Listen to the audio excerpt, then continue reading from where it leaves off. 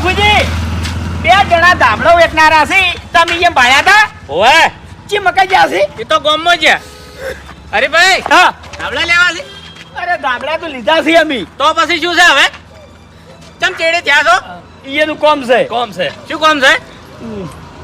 અલ્યા મોઢું ચમ પોતલા જેવું કર્યું છે કોકી અરે ભાવ મુઘા પડે છે હે ભાવ મુઘા પડે છે હવે એ તો તમને નથી ખબર હરખા ભાવ કરાવવા પડે કે પણ તાણીયામાં મને ખબર નથી શાની ખબર નથી આ તો બંડલ છે અરે બંડલ તો છે પણ નકલી બંડલ છે બાપુજી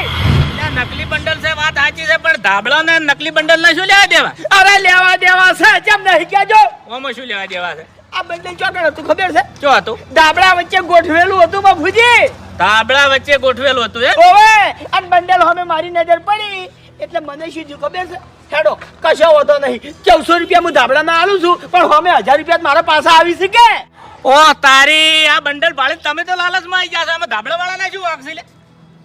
ઓક્સી ચમોક નહીં બની જશે મારા ઓળખા તો અલ્યા ભાળવા નહીં તમારે ફૂટી જશે આ ગોડાસી વેપારી રહ્યા છે મોય બંડલ ગોઠવી અરે બાપુજી અમાર મને ભૂલથી પડી ગયો છે ગોઠવવાનું કેને કીધું છે આ બધા ભૂલથી પડી ગયા છે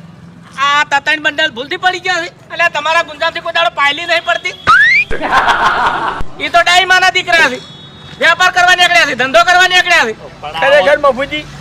જીવનમાં ઘણા વેપારીઓ જોયા છે પણ વાયન દિન્યા ચાહો ના એ તો માગે અને મળે મૂર્ખો મારા જોડે આયા તા હોય કણ પણ હું એમ કંટાળીને વાંચી કાઢ્યા છે તું મારા નહીં લેવા હું ના છેતરાવ તમે બંડલ નતું જોયું હા હું છેતરાવ જ નહીં ને અને આવી રીતના બધા ફેરી હરખા નહીં હોતા બધા ઈમાનદાર નહીં હોતા થોડા દાડે તારા વતાડી તો એવાય હોય છે મોય વાત સાચી છે હવે શું કરશો જહાન એવો પકડશે તમે મેલવાતો નહીં ઈવન એટલા પીણે ગોદરે વાઈટ જોઈને તમારી બેઠા છે કે હારા 3 જણા વાકણ આવે ને મને પકડી લી મૂર્ખો હીરા છેતરીને જતા રહે છેતરપેટી વાળા છે ના આવે હાથમાં શું કરવાનું આ હવે? બંડલ ગોઠિયા હોય હીરા ગોદરે બેઠા હોય ગોમાં ફરતા હોય લે અરે પણ શું કરવાનું હવે અમારે શું કરવું નહીં હજુ તમારા પાસે એક રસ્તો છે શું આ જે તમે ધાબળા લીધા ને હીરા તમે ઘેર જઈને ઓઢીને હોઈ દો એટલે એ વાતની તમારે ઠેઠ સુધી ખમાન મજા થઈ જાય મૂર્ખો